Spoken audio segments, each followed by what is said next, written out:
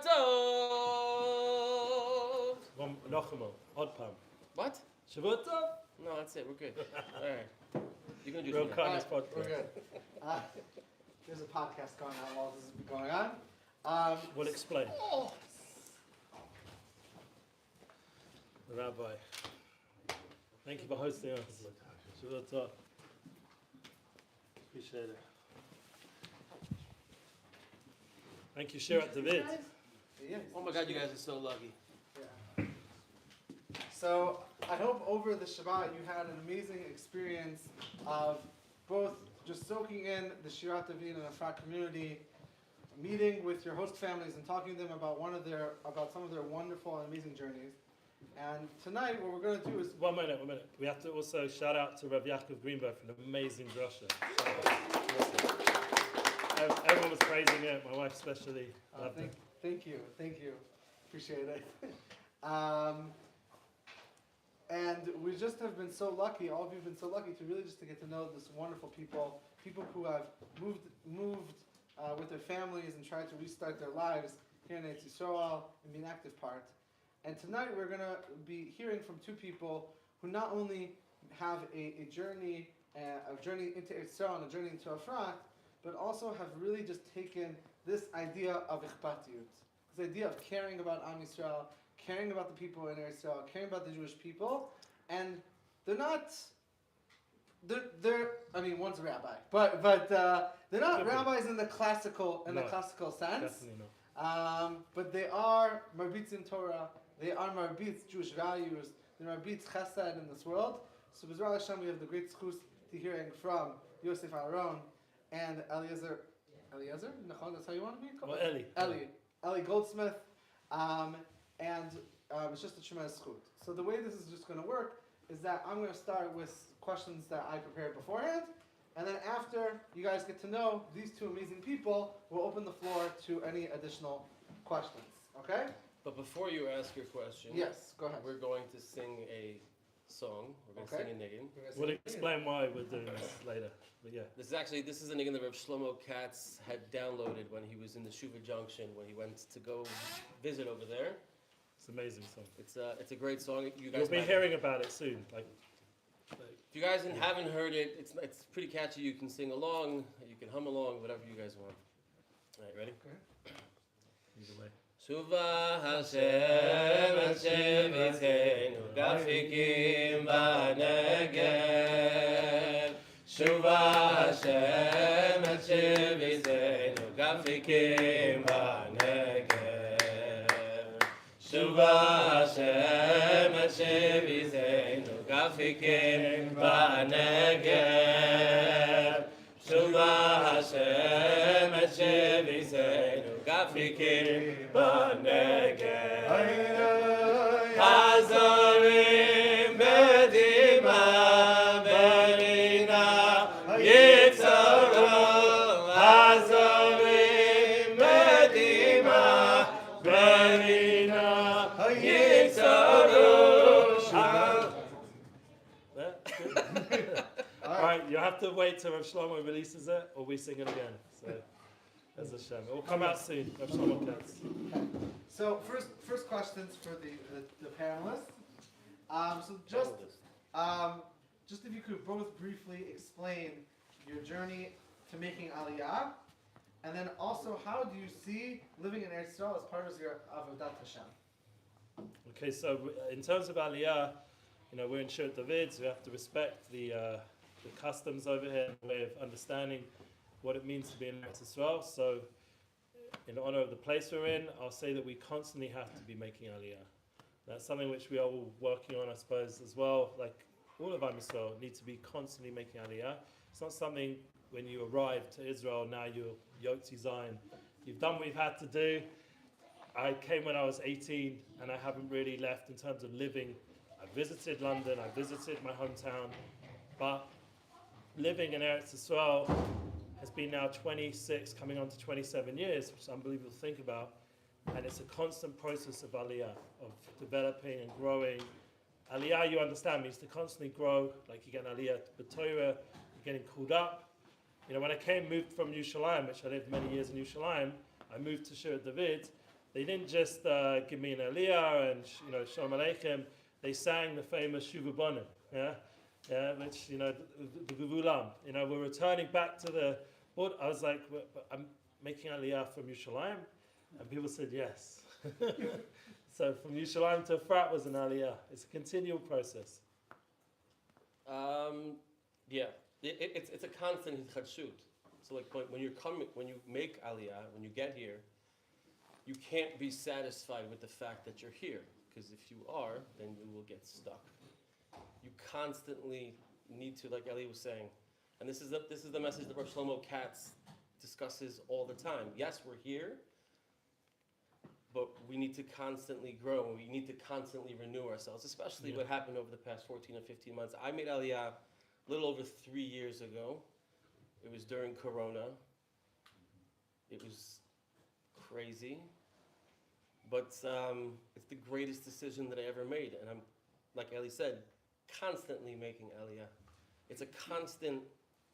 If you're not working on yourself, specifically in Eretz Yisrael, you're done. Yeah, Mamash. agreed.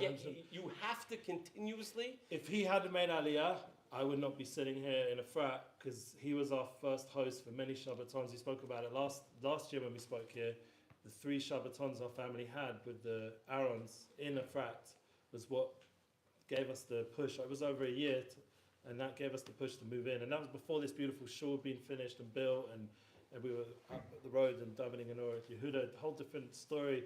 So Baruch Hashem, we were able to grow from Yosef Aaron's decision, the Lillians as we call them. Yeah, we'll discuss that maybe why we call the Lillians. So their family growth helped us grow and make aliyah from Yerushalayim to Efrat. So we're all influencing each other, and we need to realize that this is a group effort. This is Am Yisrael. This is not just Eli and Yosef. That's why one of the reasons we called our podcast the Real Kindness Podcast. It's not just about us. Can you also just briefly explain like the story, like where did you guys just come from, and when did you make aliyah?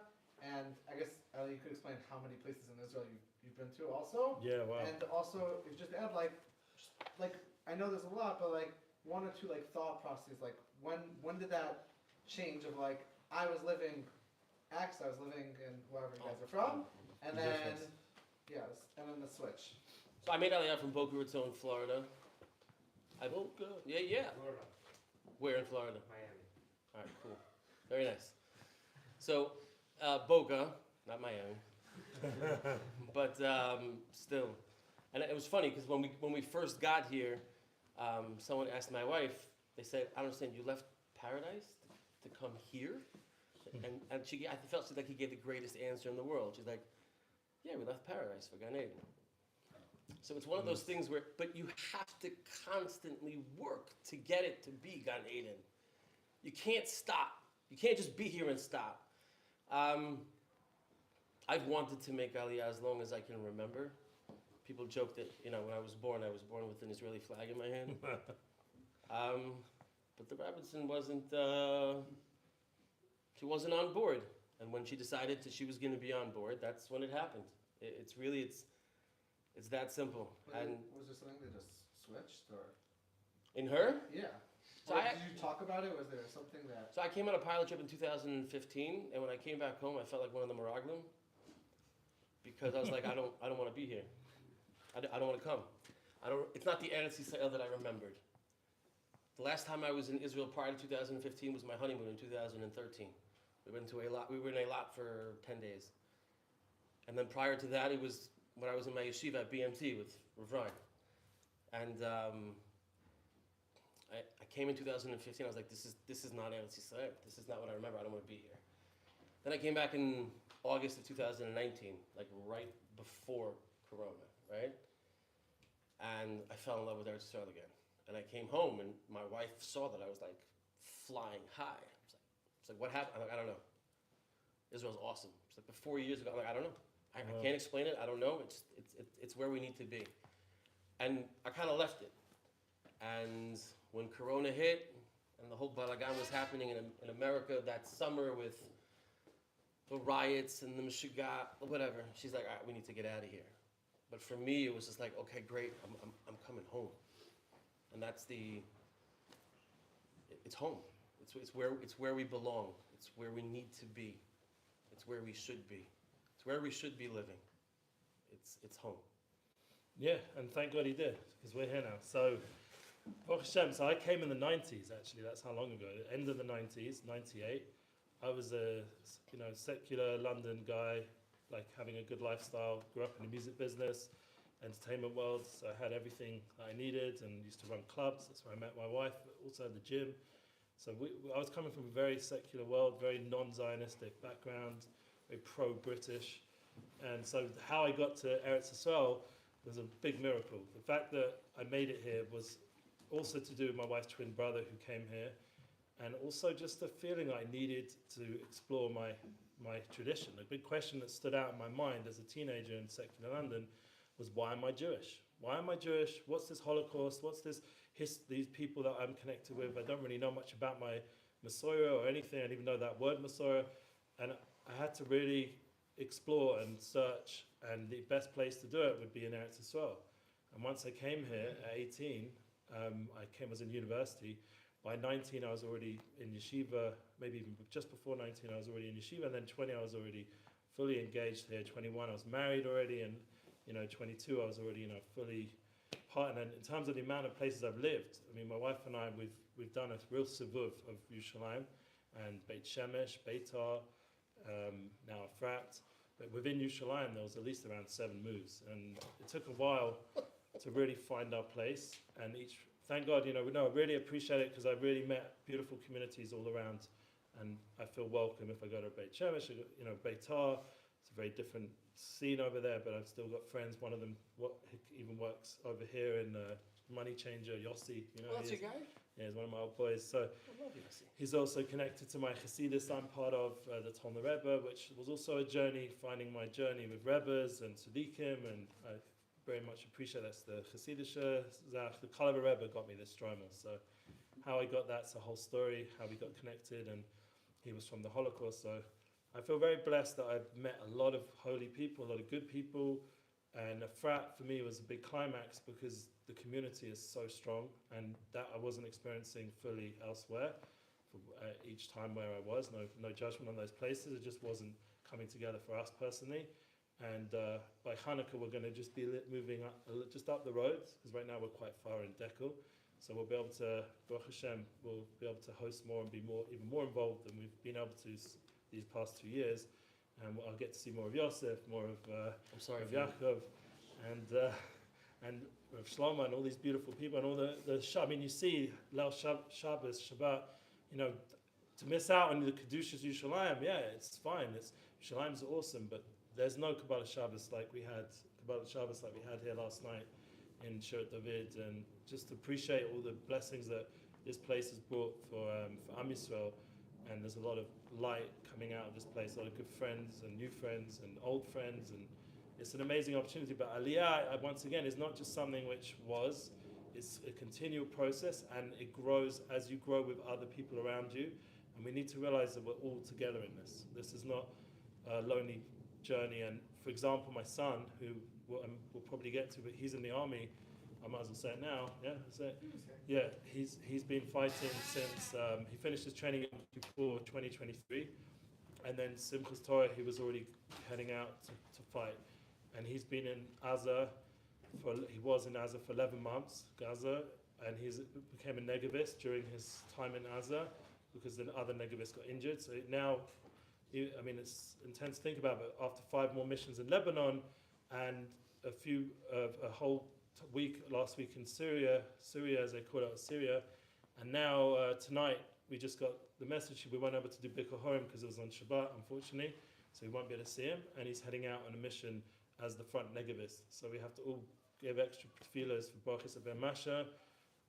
Like this is a current thing, ultimate Mesiras Nefesh for the soldiers and all the soldiers we need to have in mind constantly, and that's been a real game changer, and being part of Efrat has helped so much with that.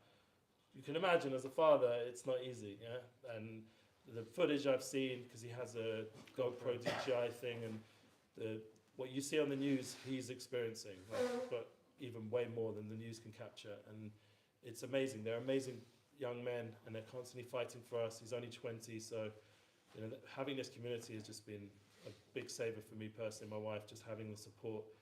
Could it be more? Yeah, everyone can support each other more, and that's once again, Aliyah, we're all growing, So do think about more the soldiers, do think about parents of soldiers, and that's where we're going to get to what Yosef does and how we can actually do something about it. Yeah, amazing. And we should wish your son much hatzlacha. Amen. Amen. So actually, perfect leading up into the second question, which is, what about Efrat is unique? What drew you to Efrat, or about living here? What is unique and special about being in Efrat?